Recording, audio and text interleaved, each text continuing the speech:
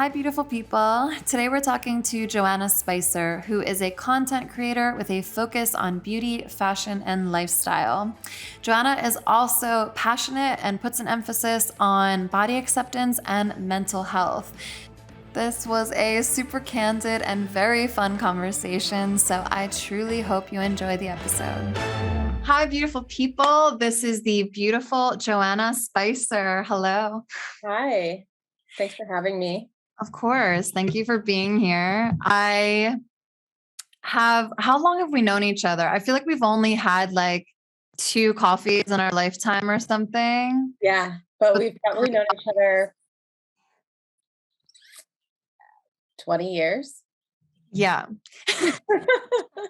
That's insane because I met your brother, Matt Spicer, who's an awesome writer, director. He did Ingrid Goes West and is it Flower or Flowers? Flower, right? Flower. Yeah, a lot of different cool projects. And we met in an acting class in Pennsylvania. And then he was the only person I knew in the entire state of California when I moved here to go to USC. And you were always his beautiful little sister. You always had these incredible eyebrows and these bright blue eyes. You have a gorgeous family with like black hair, blue eyes, that perfect little aesthetic. And you were on social media. I used to follow you, I feel like, through your whole journey. And MySpace, Facebook, YouTube. yeah. Where did you Okay, I'm curious, like when you started to realize social media and its power versus like maybe when you just started to experiment. Like, why did you get on? And then when did it turn into you actually becoming an influencer? Yeah, so I would say I've always been into like the beauty space. Like my mom has always been like really into like products and makeup and things like that. And so since I was little, she never really like held me back from experimenting or anything. So I was always, she'd put on her lipstick in the car and I need my lipstick in the car. And, so it was just always from a very young age. So I feel fortunate that she kind of let me like, express myself that way. I would say, but I've always was into like really minimal, like nothing crazy. Like I don't think you would have like clocked me in high school or middle school and been like, she's into makeup, but I was. And then I would say after high school, like right after high school is when I started wanting to kind of get better at it. Like I just had like the kind of random products, like some drugstore, some like stuff I stole from my mom. And, I'd do a little like bronze, eyeshadow, concealer, and that was A little Wet and Wild or something? yeah, something. I think it was like CoverGirl. Nice. And so it wasn't until after high school that I think when I started getting into YouTube, like consuming, like I watched like the Pixie Boo sisters all the time. Those were probably like my big ones that I watched a lot. And I really learned how to like be good at makeup by watching. And so I just became like really into it. And at that time, I started to have not money at all, but like, I would work like a part-time job and I had, $100 and I'd go to like the Mac counter and spend all my money there or like Sephora. And so I just started getting really into it. And then when I was about 20, I'm going to say 23, I started working in makeup and, I think you have a couple of friends that are like, you can be on YouTube, and I just kind of was like, I had the nice camera because I went to school, for photography. I used to be really into photography. So I had like the equipment, I had the makeup, and I was like, why not? Not really expecting anything at all, but just kind of wanted to almost emulate like the people that I admired. And it just kind of grew from there. So I, did it kind of off and on for years. Like I never really took it seriously like a job. It was more of just like a hobby, something that I really enjoyed. And then in 2015, when I was 25, I moved to LA and thinking, I'm going to be a makeup artist like on set. I did it a couple of times and I was just like, I was really falling out of love with the makeup industry in general. Like I still really loved playing around with products and like putting it on myself, but I really fell out of love with doing it on other people, doing it for a living in that kind of way.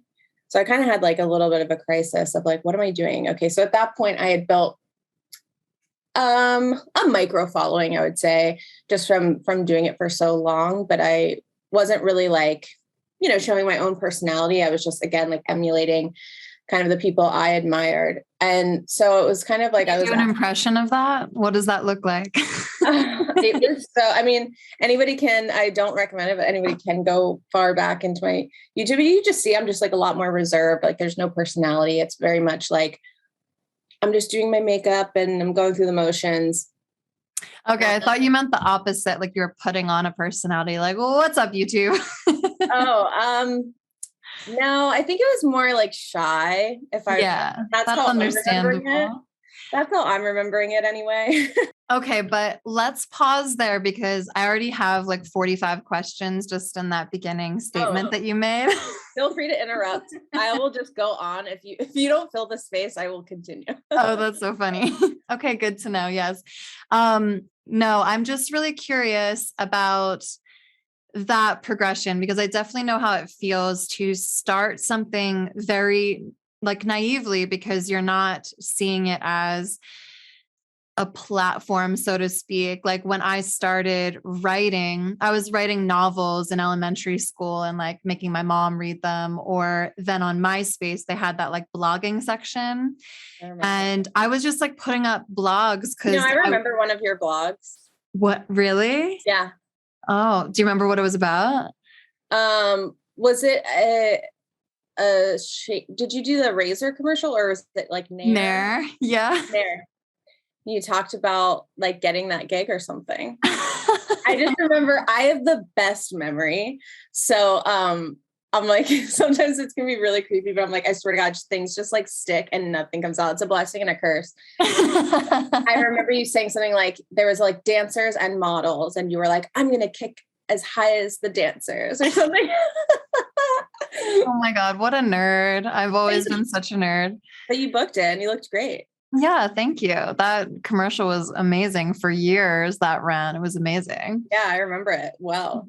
Yeah. So I just really loved writing and sharing experiences with people. And I remember that like when I just like left MySpace and never signed on again, I had like a readership of like 15 or 20,000 people. And I was just, but it didn't like, I didn't know that it meant anything. I was like, anyway, off to try to be a writer. Yeah. Like we didn't have this power to like really build ourselves. And then think of like the crossover and yeah. And since I've been really scared to become a career writer because you don't want that love to die, which is kind of like, yeah. So I want to go through like this process. First, I want to know if makeup in your household ever felt like you were masking something or that you had to be flawless, because it sounds like it had more joy than that for you. Yeah, no, it really did. No, I never felt like I had to wear it or, I kind of lucked out in high school and I never had acne or bad skin problems. Like both my brothers had very bad acne, not to call them out, but like they both had to do like multiple rounds of Accutane. And so I was kind of watching them go through that thinking like, oh, I'm really in for it. And I just completely bypassed that whole thing. So I never like, I'd have like an odd pimple here and there, but I never like felt like, oh, I need to cover up, I need to wear makeup. I had friends who, had acne and things that were like, I can't like go to school without my makeup or anything. And I was fortunate enough to not experience that. But then even your mom, like if she's putting on lipstick in the car, for her, it's also kind of this haphazard experience, because I'm thinking of women in my life who picked up really sad messages from their mom, like that built-in misogyny and self-hatred that a lot of us have from the beauty industry. I know moms really, accidentally or just thinking they're protecting their daughter from getting made fun of or lifting her up so she stays popular or whatever the motivation may be. Like a lot of my friends' mothers were like, you better do this and you better upkeep this and all that kind of thing.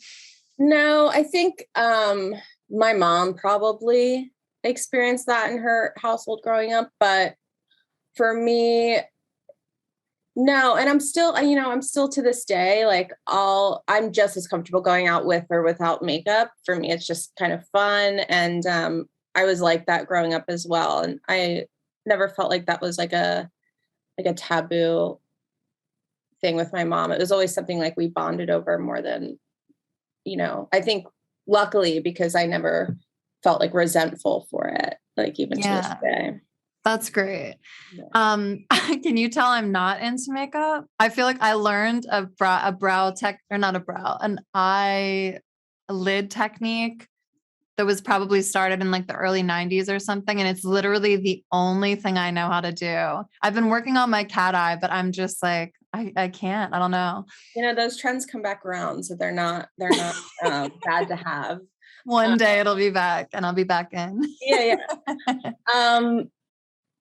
I find something like really endearing of people who like don't know how to do makeup very well. And I think I've kind of adopted that a little bit at this stage of my life where like I really like applying things kind of like with my fingers and not perfecting it. Because I think for a long time, like the 2016 era, like the Kylie Jenner era was very much like you needed to be contoured and sculpted and like you shouldn't see a pore on your face. And I kind of fell into that trap for a while too. And I think we're kind of getting back into the like, anybody can put on makeup if you want to. You don't need all these fancy tools or brushes or whatever. And so and boys are finally welcome in too, even like arrow straight boys. Yeah. So even though I'm like, I was putting concealer on my brothers for prom. But you've been called out. You've been called out publicly. So I feel like my skill has like declined because I haven't kept up with it or like kept up with like the new techniques. And so now I kind of feel like I'm on TikTok, like, how are the kids doing it? I'm like, I don't know. But I find that just like more enjoyable. It kind of reminds me of being young again and just kind of playing in the makeup. Yeah, well, that sounds like me. I really get lost in there. I don't know how to do it. I've always admired just French women though, how they'll just like roll out of bed and just like put on a little rouge and maybe mascara and they're done. So I've just been following that. But this is all like really interesting to me because woman to woman, I really want to know about body image and image in general and how it changes and shifts over the years, over the decades, especially as someone like you who has left yourself wide open on the internet for like how long? How long have you been online? Too long. Oh my, yeah. I mean, since you're a teenager though, right? So it's like all these formative years. And, I really want to get into like, do these moments like shift or change? Because I have so many observations in myself. Like a part of my story is that when I was at USC, right before I left, a boyfriend of mine told me that I could stand to lose some weight after this modeling agency told me I was 45 pounds overweight. So after that happened, I spiraled into anorexia and I was there for probably like 5 or 6 years. And I just remember always having this obsession with my gut. Like any mirror I'd walk by, no matter what, my eyes first go to my gut, which is probably why I don't focus on my makeup too much because it doesn't even go to my face immediately, let alone the things that I really find beautiful about myself, like my eyes or my hair, whatever, my legs. Like there's parts of my body that I'm so proud of that I pay almost no attention to because I'm harping on this image of myself. And it's been interesting to realize that now I actually don't know how much I weigh because I abandoned scales a really long time ago. They were too much of a mind warp for me. Also, you don't know if you're building muscle or if it's fat. So I feel like it's a misleading number, really. Yeah. But I still have gut issues. I think I just wished, or I thought maybe just maybe when I had a baby and I allowed my gut to expand because that was inevitably going to happen, that would offer some freedom. And it did for a while. But now I find myself just almost because I'm at the like, should have her pre-pregnancy body back, like amount of years since having your baby or something, that I'm back to those same, thoughts about just my belly, this obsession with this one thing that I like refuse to let expand. And if it does, just like become so hateful of my body as a whole.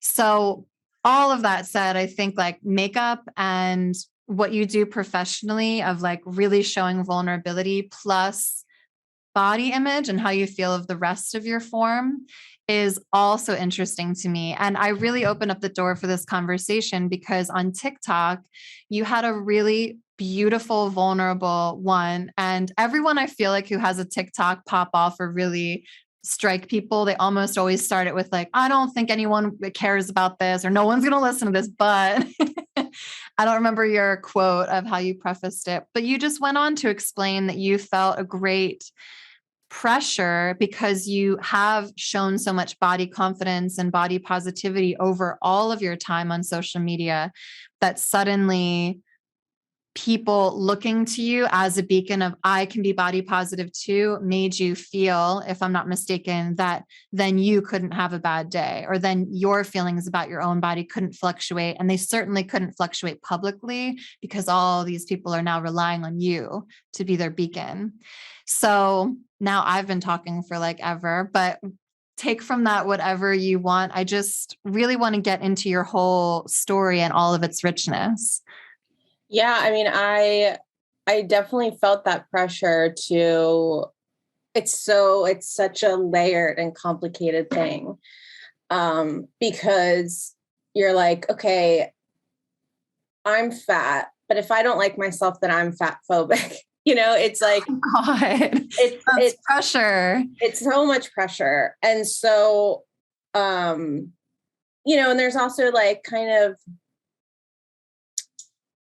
a lot of like, well, but you're not that fat. And so, you have a lot more privilege than,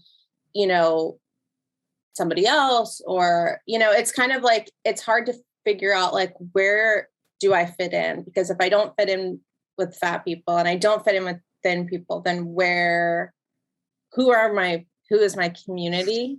Yeah, and, and there's just this enormous pressure of like, I think the body, and I don't know, I can't speak on it too much because I don't know that much about the history of the body positive movement, but I feel like it's definitely been co-opted and turned into like, you need to love yourself all the time. And it's just this kind of like toxic positivity that I think I felt a deep shame in the tough times I had, and like the, gaining weight in the pandemic and, having to inwardly feel so, you can tell I start to trip over my words when I talk about this stuff because it's just so layered and so complicated. But inwardly, I felt such shame and I really wrestled with loving myself. And outwardly, I had to be like, wow. and I'm like, this is destroying my brain, Mm. And I think it was holding me back a lot creatively. Like I started to kind of just like hide behind this facade. And I really, going back into my early YouTube days where like I hid behind this, like, this is what I'm supposed to be doing, this kind of like robotic. And I really broke out of that. And that helped me gain the following that I have now. But I have found that like the bigger your following gets, the more responsibility I feel to be responsible with that. And so I just felt like I like retreated back into not being myself because didn't know how to be.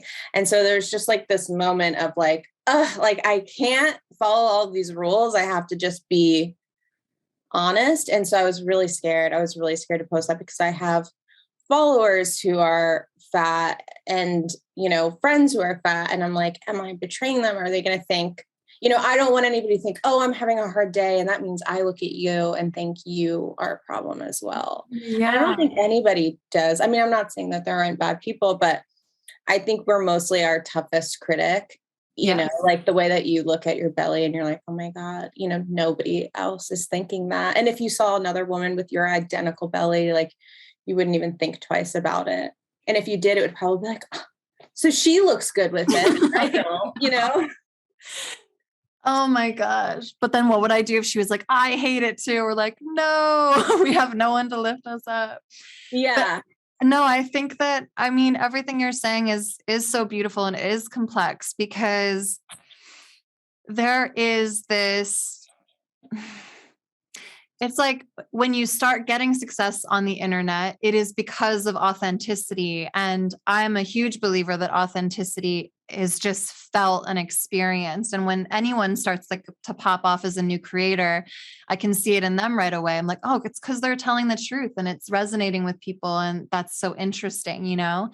Or they're inciting something, they're inciting an emotion that someone already has, and they're like really capturing that fire or something.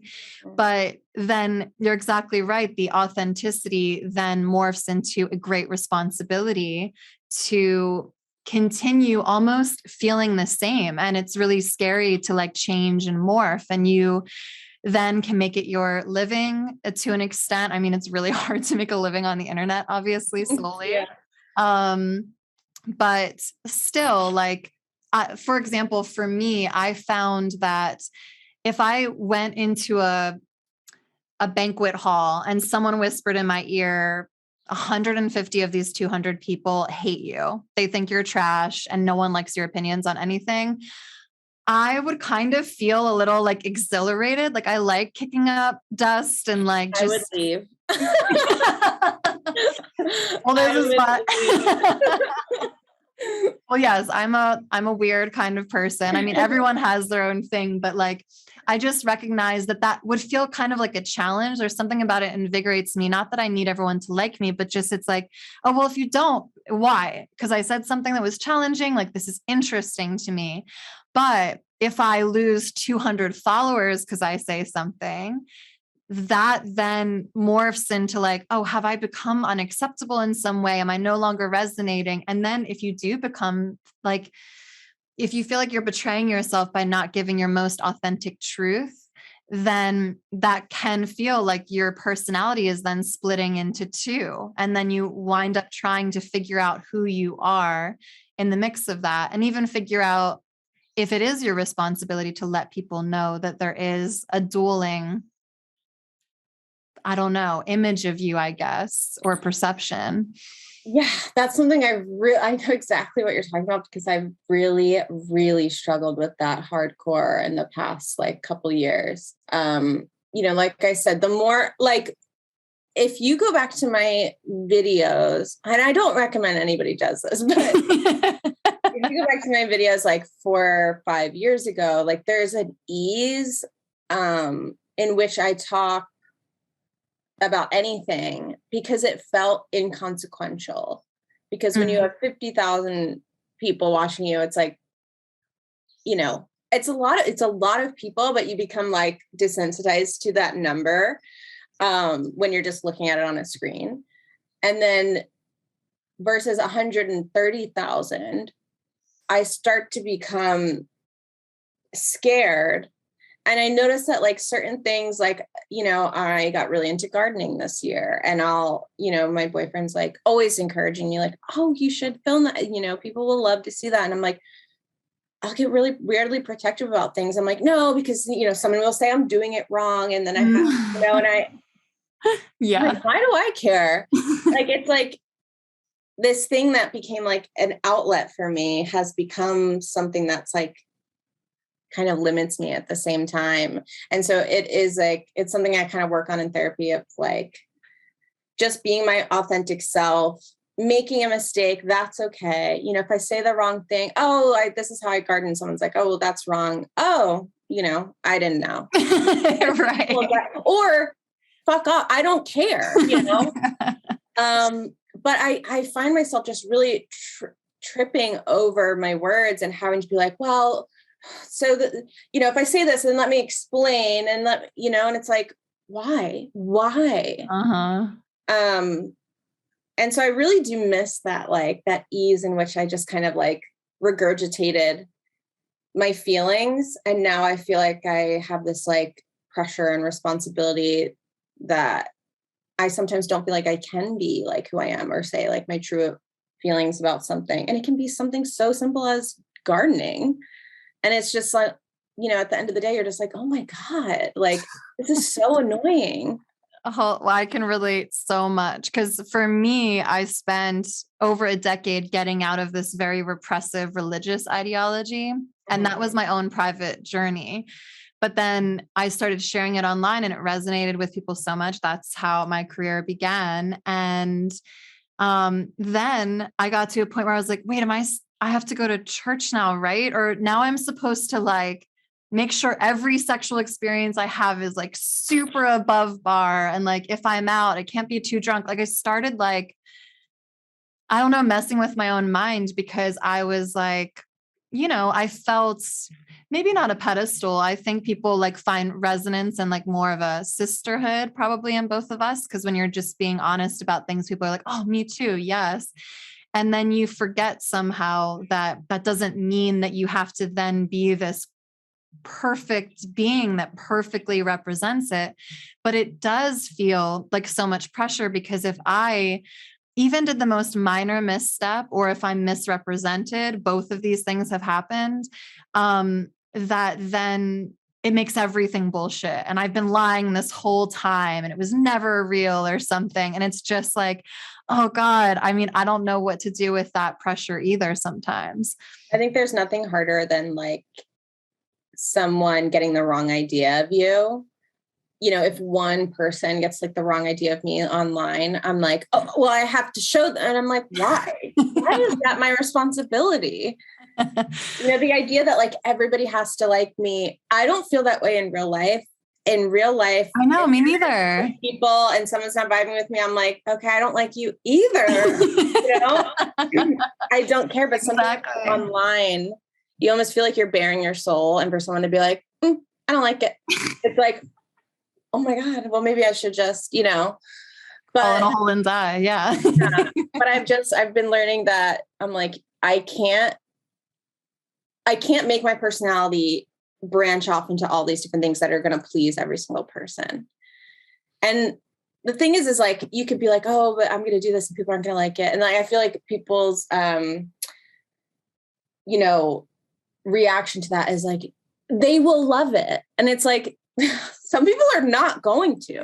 Like, that's the truth. Yeah. That they're not going to. A lot of people will. And then some people won't, and they won't get it. They won't like you. And that's fine because you don't like everybody either. And that's just life. But I find this like, I'm like, okay, I'm trying to be palatable to everybody. But I'm like, why? Yeah, I know. Why? Because it's just like, I mean, just a recent example, I like posted a funny conversation I had with my boyfriend that was like way exaggerated or whatever. And I had, 80% of people being like, oh my God, that's so funny. And I'm like, yeah, I thought so too. And then, the other people are like, are you breaking up with him? I'm like, what? And I felt like I should have just let it go, but I did like a response video to be like, guys, this was a joke. And I'm like, why am I being so protective of that? Like, yeah, I broke up with him. That's fine. You can like go. It's like as if they're going to be for the next 5 years, be like, oh God, I'm remembering that time. And I really actually dumped him. Like in my mind, that's how it is. And I'm like, oh, I don't want them to think that.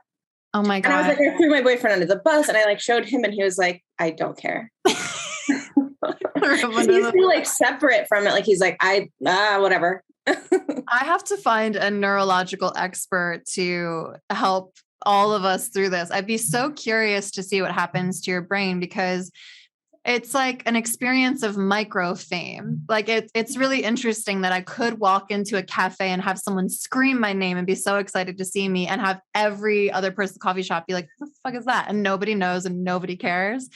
And there are so, I mean, like thrive on it. Oh, I wouldn't say either. I think I love meeting people in real life and I love knowing that my work is making a good impact on somebody. So if I could have a choice, it'd probably be alone with them if that happens.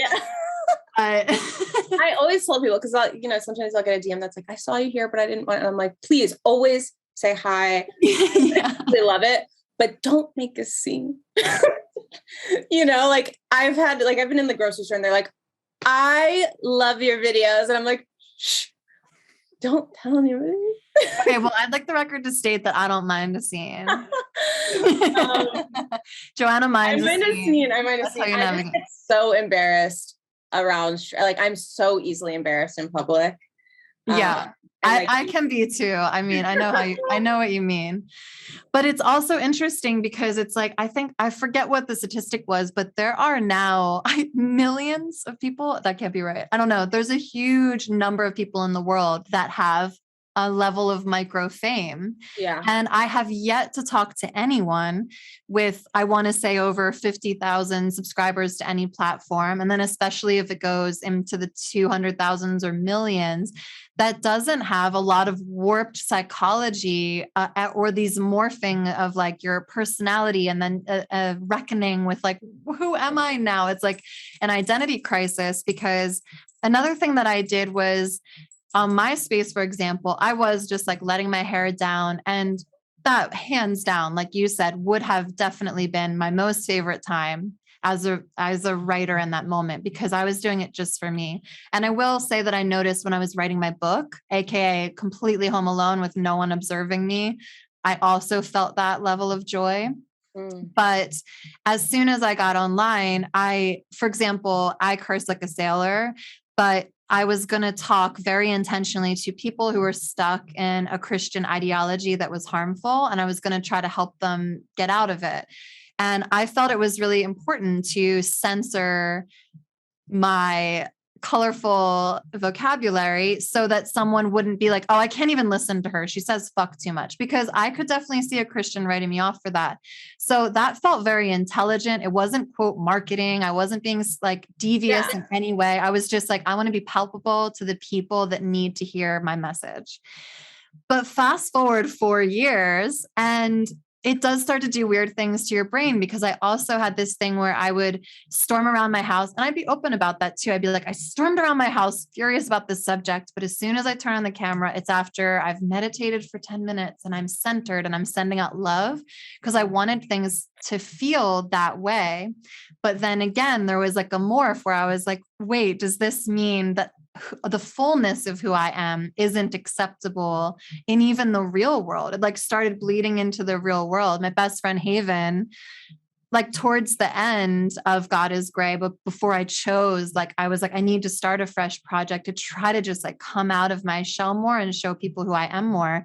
But towards the end of that, she was like, but I don't even know who this person is. And I was like, well, it's a portion of me. It's like this little portion of me. And she was like, well, you got to break out of that. And I'm like, I know. Yeah. It's because it's like, it's not completely fake, because it is a version. It's just a very filtered down, diluted version.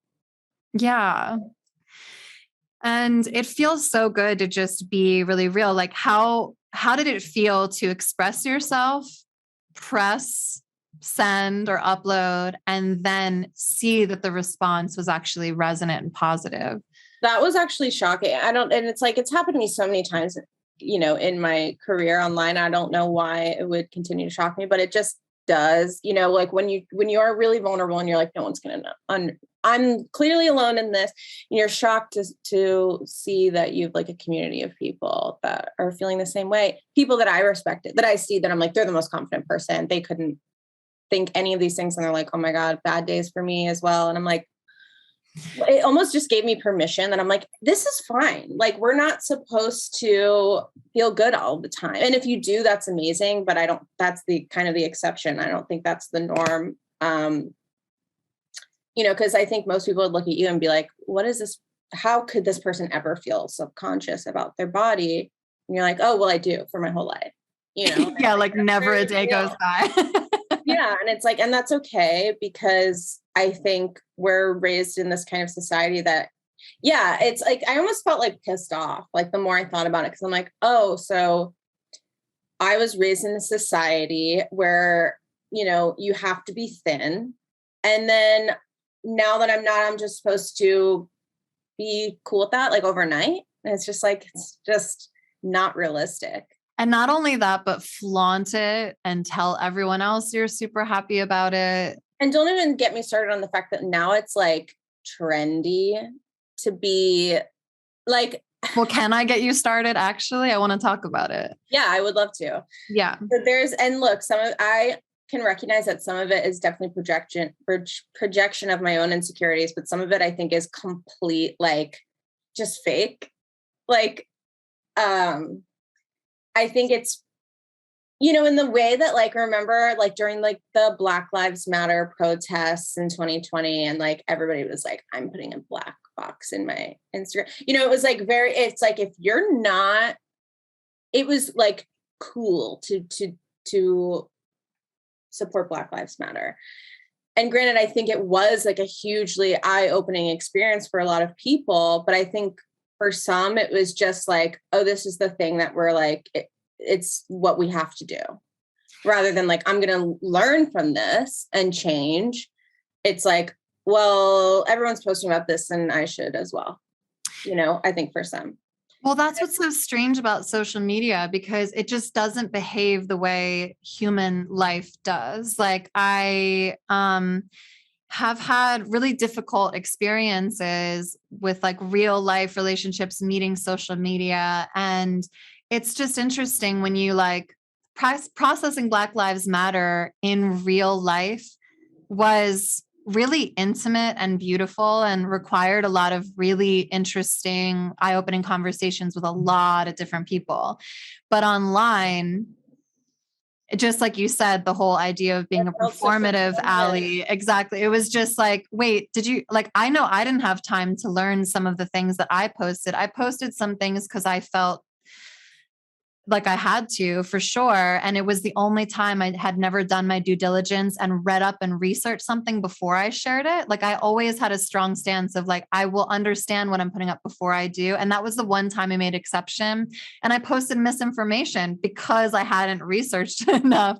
So it was just like, that was definitely one big moment where I realized there's such a difference in the way people behave in trauma, in fear, etc., if you're in real life with people sitting at a table versus all online, seeing how each other behaves, Yeah. I think one of the things I learned during that time, because like this, the insecurity of like, oh, I have to be palatable to everybody and I have to be correct. And, I can't misspeak, really translates into every facet. And some of that is posting about the things that are going on in the world and the things you care about, because I can have a conversation with my boyfriend or a friend, and I really just go off about like, how I'm really known as like a super opinionated, like, I'm like, I will talk about something if I believe in it. But then like online, I'm like, oh, I don't know. Like, there's just an insecurity there. And so, when Black Lives Matter happened, I was like, I guess I really like don't talk about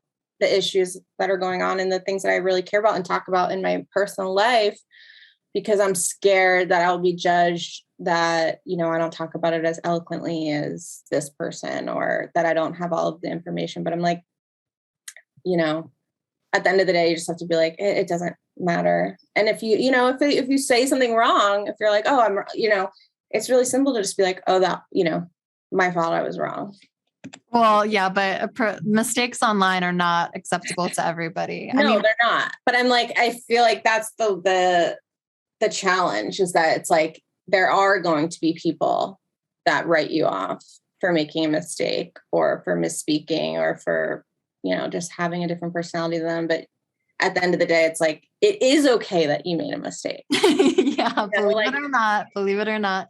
I mean, I would never hold anyone to that standard. And especially like, now that I'm a mother, I've just increased so much in my compassion. And also I've had the privilege of hearing so many different people's stories. Like, throughout my life, I've always been fascinated by story and by really diverse individuals from all walks of life, because I just wanted to know all of it.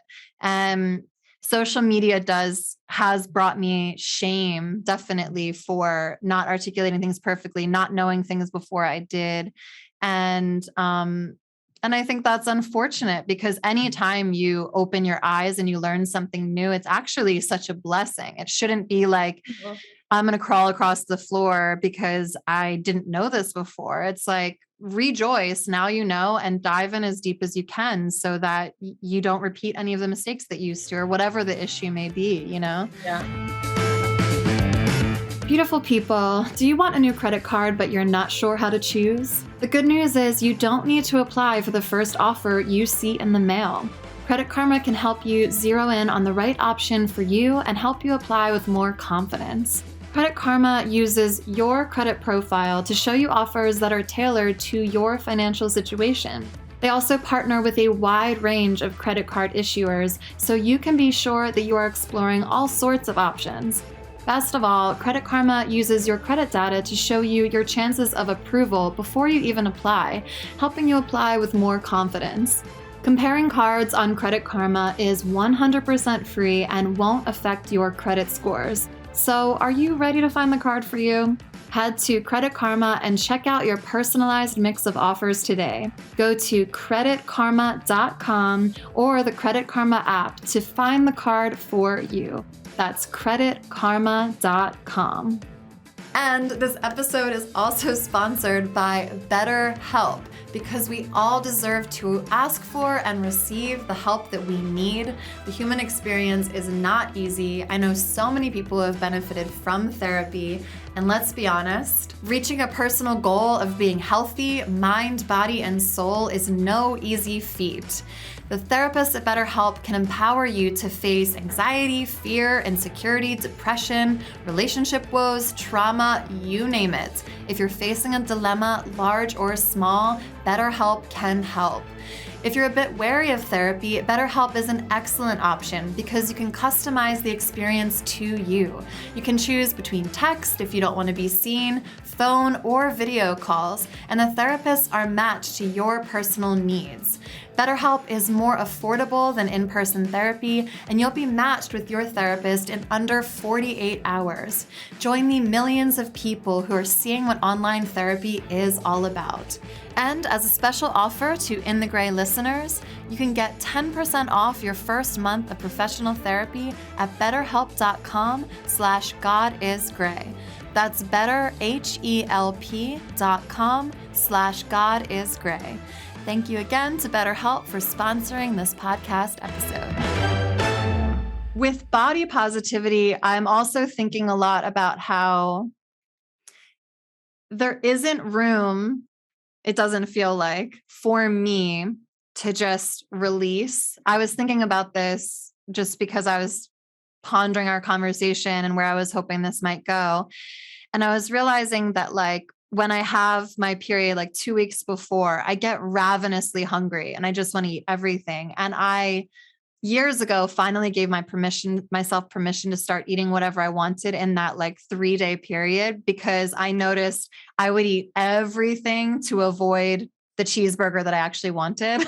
So I started skipping the steps and just like going to whatever my body was craving and listening to her and honoring her. And I've had beautiful friends teach me about embodiment and calling my body a she, and that definitely resonates with me. But because of decades of modeling and a lot as well in fit modeling, which means that like designers are actually designing the clothes on your body. So you're expected to keep a very meticulous body. Like your measurements are supposed to stay the same, which as a woman is just physically impossible because of your period. Yeah. And also I'm so bad at I'm not a, what's it called? Like I don't work well on a schedule. I need everything to be up in the air all the time. So it's not like I'm like, oh, no problem. I run 2 miles every day and I will maintain this weight. Yeah. So going in and like the experience of like standing in the dressing room and trying to zip up a dress that zipped up the week before, and then standing in front of the designers and like sucking in and like looking at the bottom of my belly, because you can't really suck in just that part of fat, and just feeling so uncomfortable. And I would leave with migraines because I was actually restricting my breathing by like holding in my body for hours, like in a pair of high heels. So I definitely hope maybe that the quick fix would be pregnancy and then moving out of the modeling industry.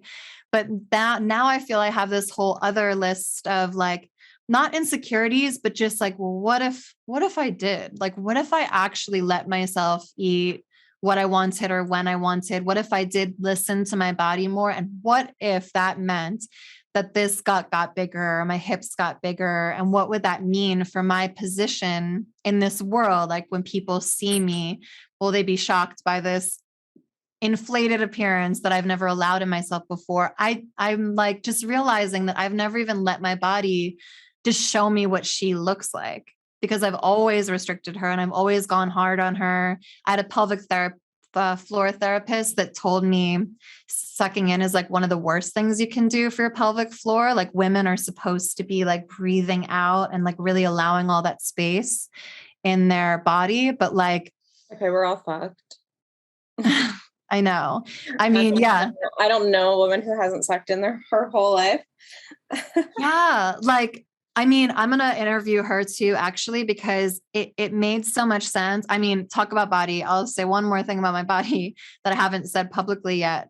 But after I gave birth, I want to say like a year after, I started like peeing my pants. And I was like, oh God, this is, I mean, also so humiliating. And I was like, does this mean my vagina is just huge now? Like what happened? And I ended up one day going into the bathroom and feeling this weird sensation, like there was like a golf ball, like coming out of my vagina. I looked down and my bladder was coming out of my vagina. It's called a prolapse. Yeah. And some women, after having a baby or even after just getting older and like coughing a lot, will have a prolapse where their uterus and their bladder full on come out of your vagina. And like I said, I'll do a whole other podcast because it's so common. It's atrocious. Like the history of how women are treated in the medical industry is disgusting because the statistics are really high for how many women this happens to. And the fact that I never even heard of this in my damn life was insane. But one thing that this pelvic floor therapist told me when we were healing this prolapse for me, which Western medicine doesn't even offer as a possibility. They put in this like silicone cup and just like lift it up and you're supposed to just take it in and out of your body. I was like, what? My sex life is over. Yes, that's the answer. They're just like tape it up there. It's like a diva cup, but for your freaking uterus. Like, and they're just like, yeah, when you want it up there, you just put it in. And when you want it out, what? I was like, in my mind, I'm like, well, she had surgery. Well, surgery is the other Western option, but like, then you go to a pelvic floor therapist, which is something that's standard in France, for example. And what she teaches is breath work and how actually the expansion of your belly, like if you think about it, if you're like sucking in, all of those lower organs are releasing to the bottom. So you're not supposed to be doing that. You're supposed to let it all hang out and expand so that all of your organs have that free space to like exist as they do. And she was able to heal that prolapse with me through breathing and just like informing me of that. Oh God. Yes. So, I mean, you're someone who is like heavily in the beauty industry. I've been in the modeling industry. There are just so many messages that we get about not permitting our bodies to just actually exist as they are. Yeah. And then I think also in the body positivity realm, I've never seen a girl with skinny legs and skinny arms and cute little boobs that just has a gut that's bigger than the rest of her body, like an awkward gut. Like I'm trying to see that. Maybe that's my role in the body positivity movement. I think you'd be surprised, like if you were that representation that others like you would feel comfortable showing up, you know, and then you'd find that you have an army of that kind of body shape. But there's something so empowering about seeing somebody who looks like you online, because I think for the longest time, if you are not a white, thin person, you just don't, you know, for the longest time, you just don't. And I can get really angry sometimes. Like, you know, if I'm like shopping online and, you know, it's like, I'll see that they carry my size, but all of the models are 6 foot, size 2. And I'm like, how the hell am I supposed to know how this looks on me? And what the fuck? Like, I literally get so pissed off. Yeah. It's so, when I'm like, the average woman looks more like me been this model. So I'm like, we're all feeling this way. Why are they doing this? Like, it's just this old trope of like, this is how, the fashion industry is. And this is how clothes are meant to look on women. And it's like, I'm just finding myself more and more gravitating towards brands that actually show, like Old Navy's kind of been a weird space right now because Old Navy started catering to plus size women, which everyone's like, rejoice, rejoice, rejoice. And then they just came out actually getting it from stores, but it's still online. And people are like, what? So it's like this kind of like, we're going to try it. And then, it's not working. It's like, it's not working because why? Because majority of women wear plus size clothing. So how can it not be going well? I don't understand. But, I was on their website and because I just kind of prefer to shop online anyway, but like. Yeah, that fluorescent lighting in the dressing room does no one trying on bathing suits, like even at a nice store in fluorescent lighting. I'm like, I'm just going to like roll over and die. I'm done with that. Yeah. I would just rather buy and return, but but they do have an option where you can select the type of model. So I could scroll their website and select, size 16 and see how it would actually look like on a body type like me. Awesome. So it's like, it's kind of cool. It's like we're starting there rather than I have to like imagine it and like, and it's so stupid. But I also feel that while the model is also starving herself and that's not even her body type either. Right. And it's like in the back, like we're not even seeing, like it's all smoke and mirrors. Yeah. But, if I have a video like go viral on TikTok or something, and so I get an influx of people that aren't my typical audience, I can feel a little bit like untrustworthy at times, like of these new people, because, and I think like I'm kind of like tying this back to what I said earlier of like, it feels a little bit like sometimes I feel like I'm being like, I understand some of this is maybe my own insecurity projecting, but I do feel like sometimes like it's like this trend where like if you see like a fat woman on TikTok like doing something like trying on an outfit or whatever, you'll scroll and see comments of like, your energy is just amazing. It's like anything but being like, you look really good. It's like the comments are so starkly different. Of like, you have kind eyes, and it's like, get out of here. And so, I don't get those kind of comments, but these comments are from women, I'm guessing. Yeah. Yeah. Cause I want to talk about men too, because this is the other thing, women and men and our perceptions of what is beautiful, like sexually in a heterosexual scenario also tends to be starkly different. Like I remember when I was at the Korean spa in LA, I was looking around the room and I was like, this is actually the most real naked women I've ever seen in my life. Because the only naked women I've seen are in porn, in art magazines, like other models naked. I had such a limited view of what the human form looked like as a woman in all of its variety. Mm-hmm. And it got me thinking, well, heterosexual men that sleep with women do have information about all of that variety. And I'm sure they have all of these specific preferences that are so much more nuanced than is her gut rounder than it was last week. And especially like the ability and desire to eroticize all different shapes and sizes. I mean, I'm sure you're fetishized too, which is a whole other story as well. Yeah, I definitely haven't experienced that in a long time because I'm in a relationship, but it was so hard dating because, you'd match with someone and you're like, oh, great. This person. And, there's definitely an insecurity of like online dating when you're not thin because you're like, no one's going to like me. And when you find, oh my God, they do like me. And then it's like the first thing you talk about is like your fat thighs and you're like, got it. Oh no. Oh, Yeah. So, it's just. That's so diminishing and stupid. I mean, I hate when men lead with anything sexual. This is like, it's not a kink site. It's a dating site. Exactly. I'm like, go on Pornhub if you have a fetish, but like, I'm a human being.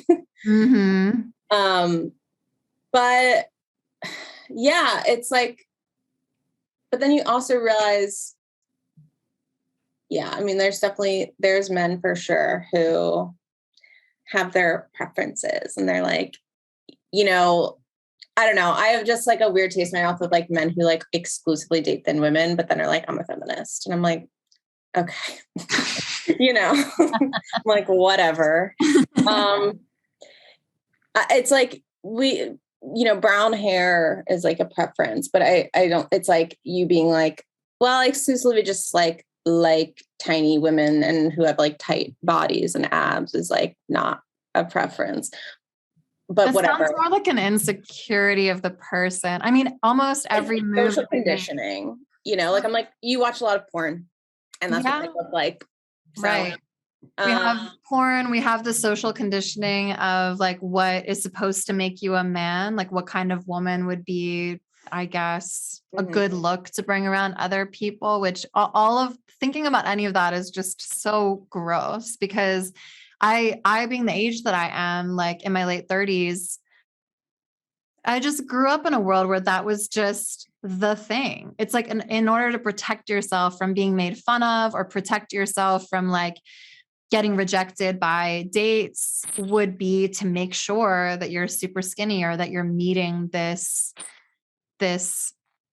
aesthetic that was also created by the fashion industry, which is not made of straight men. Like it's a pretty gay run, female run industry. So I find more often than not when talking to men, they talk about how they love a belly or thighs, or I don't know, that they'll even like stretch marks or just other things that are symbolic of like woman and female. Yeah. Well, I think just like, if I looked at the roster of men that I've dated, I don't think you'd necessarily be able to pinpoint what like my type is, because it's like they've all ranged from like short, tall, medium, fat, thin, somewhere in between, well, they all had brown hair. I'll say that. Mine all look like a row of brothers, or at least so I don't know. Like I don't usually date blonde dudes.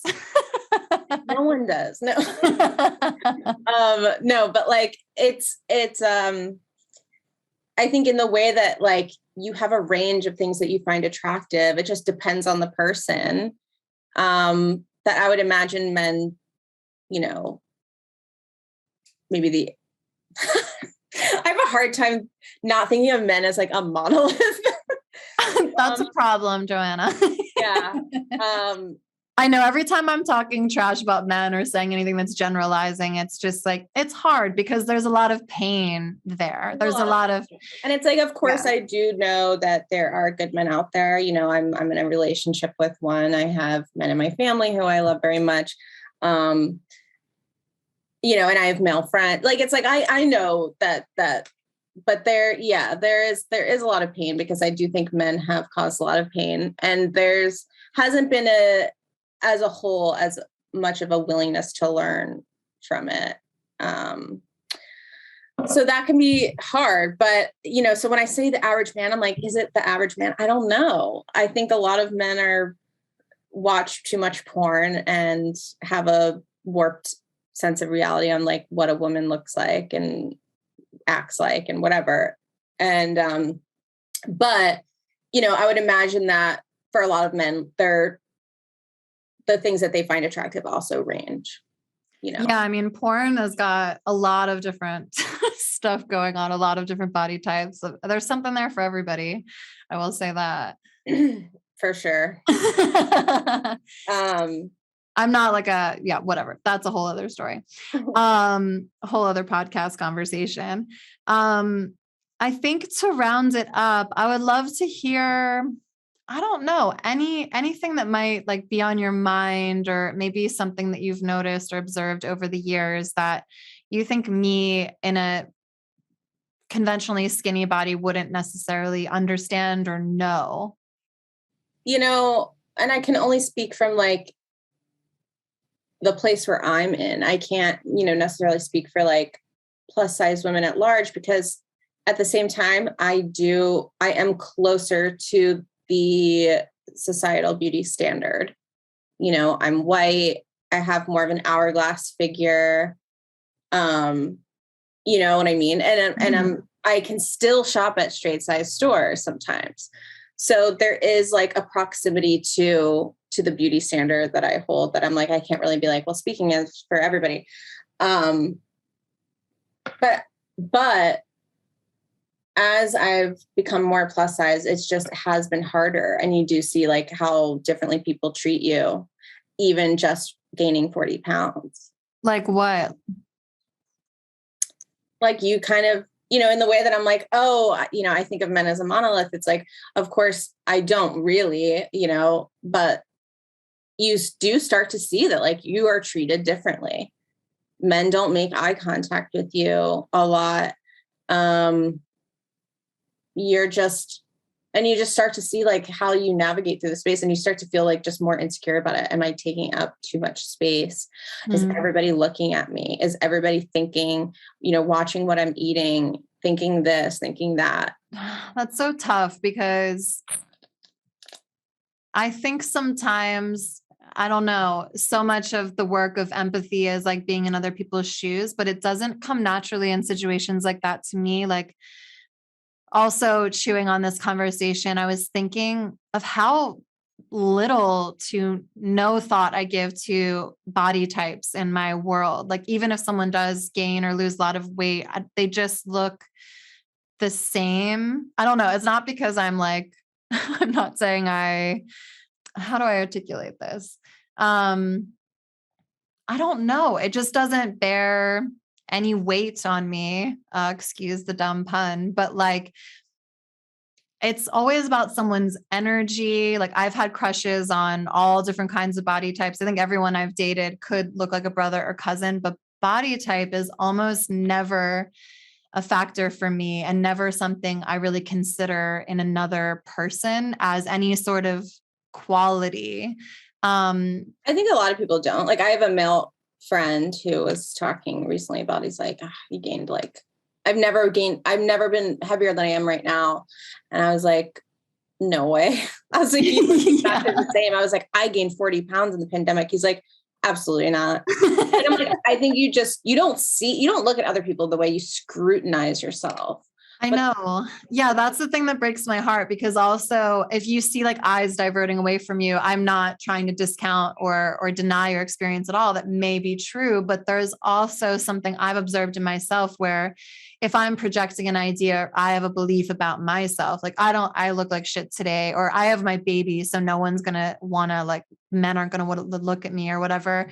I will perceive every eye diversion as meaning the thing that I attributed that meaning to. It's like, it doesn't mean that's what's actually going on in someone's head.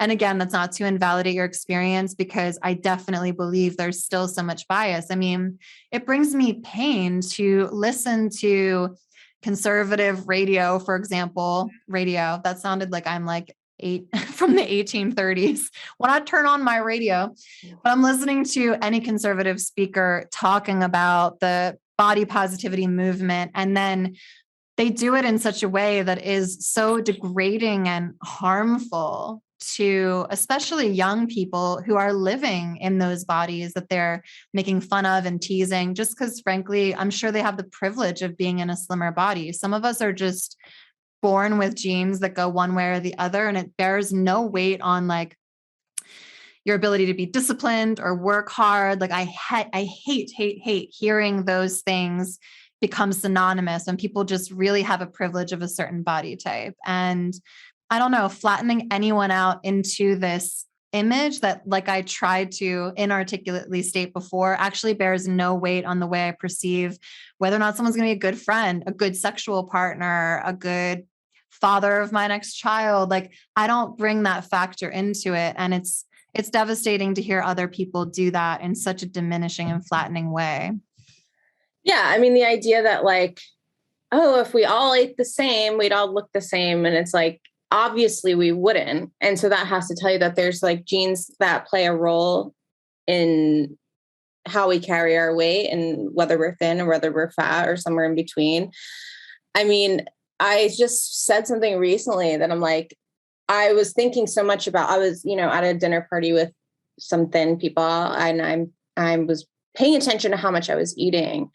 And I was eating the exact same amount as everybody else, but I'm like, I just hold it differently. I gain weight, whereas they stay the same. And I had the realization, I'm thinking back to like every naturally thin person I know. It's like, have you ever seen them eat? It's like, they're not restricting themselves. They're having seconds, thirds, they're eating dessert and then having another dinner after, you know what I mean? It's like, yeah. But if you saw a fat person doing that, I think a majority of people would be like, they're out of control. But if a thin person's like eating a Snickers, they're like, yeah, treat yourself. Yes. You know what I mean? Mm-hmm. So there's a lot of like kind of undoing that even in myself, or like, I feel like everybody's looking at me. And it's like, the truth is like, yes, a lot of it is in my head, it's projection, but unfortunately it also isn't. Yeah. Like that is how the world is at this time, and it's getting better.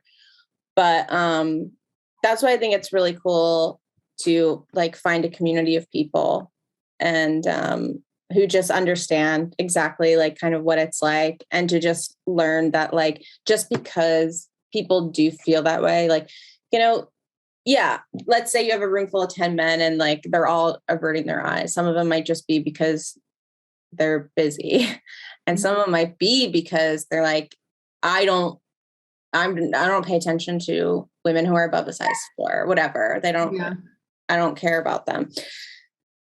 At the end of the day, who gives a shit? I don't need that person's attention to know that I'm worthy. You know what I mean? So it's all, it's all just a journey. Oh God. We're all on so many journeys. Yeah. What, in conclusion, would you say if you're being hopeful about the future? Because I do feel hopeful about it. The fact that when I was in the modeling industry, there would be like one token girl tops out of 15 shoots who is diverse in any way outside of blonde and skinny, whether that was by like race or body type. And now seeing that some white girls are having trouble booking because there's not enough spots for us anymore, that to me makes me feel really hopeful and glad. And at the same time, it does often look like we have such a long way to go. So what makes you hopeful? Where would you see this ideally going? It'd be great to change the standard. I mean, because if the average woman looks more like me, then that should be kind of the average, right? And then, but I'm not saying to like eliminate white thin women, because white thin women do exist and like should be represented, but it's more like there should be more room for everybody else, obviously. Yeah, just honesty. This is what we look like as a society. There's incredible amounts of beautiful diversity. And I feel that more and more brands are adapting to this, demand for more inclusivity, some more than others, obviously. And I get the impression that I think a lot of it is probably just optics. Like they're like, I don't really give a shit, but this is how we need to make our money.